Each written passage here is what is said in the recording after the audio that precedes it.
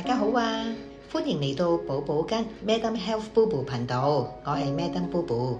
開始之前呢，先至聲明，我呢個頻道呢並非提供專業嘅醫療意見，亦都冇產品商嘅贊助，純粹呢係我個人嘅經驗分享。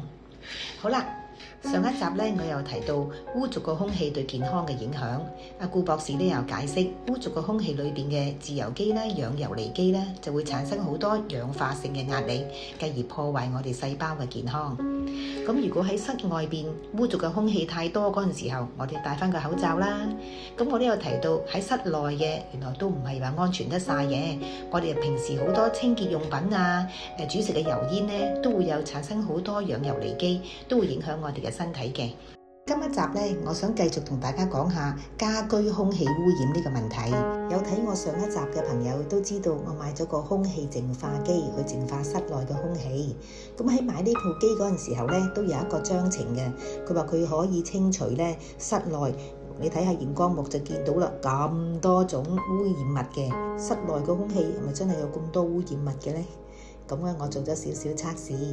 我就借咗個產商嘅一部測試機去測試下室內嘅空氣同埋室外嘅空氣嘅分別。呢部測試機咧就要插住電掣先着嘅，咁條電線又唔係太長，咁所以咧我只係可以打開屋企嗰道門啦、鐵閘咧嚟到試下室外邊嘅空氣。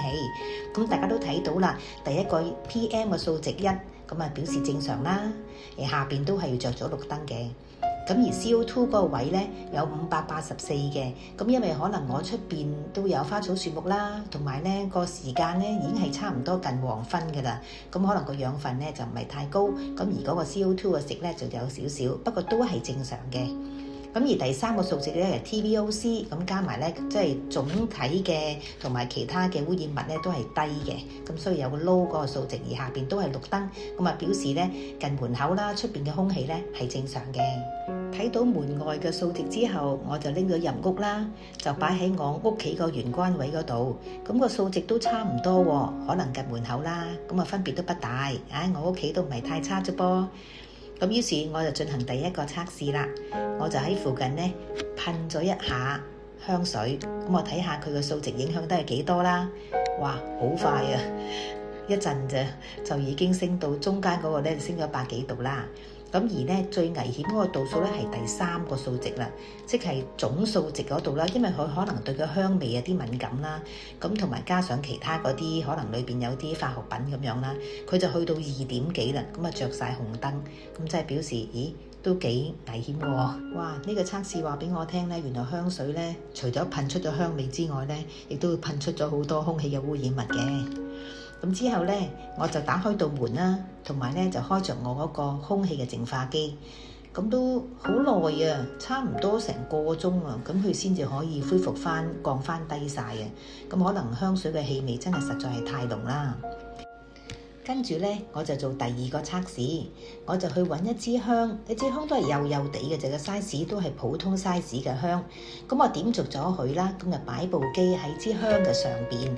咁今一次嗰個結果出嚟咧，就係喺第一個數值啊 PM 嗰個數值咧影響得最大。其實呢個數值係比較危險嘅。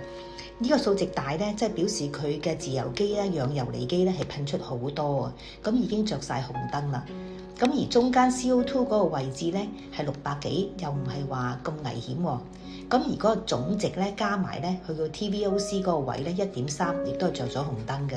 咁所以原來香真係會比較影響我哋嘅空氣質素嘅。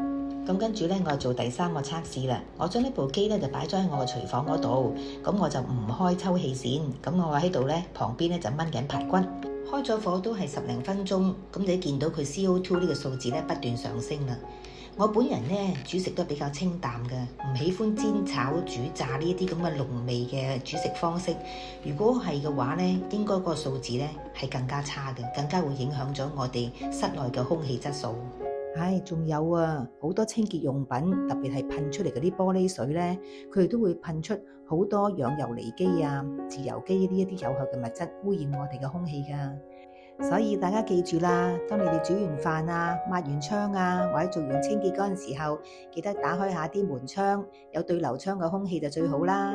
咁樣咧就將一啲污染嘅物品好快就吹翻晒走啦。好啦，今日嘅分享暫時到呢度啦。如果你哋覺得呢條影片對你有幫助嘅，記得 like、subscribe 同 share 俾你身邊嘅朋友啊！祝大家身體健康，日日補一補，大家精神好。下條片見。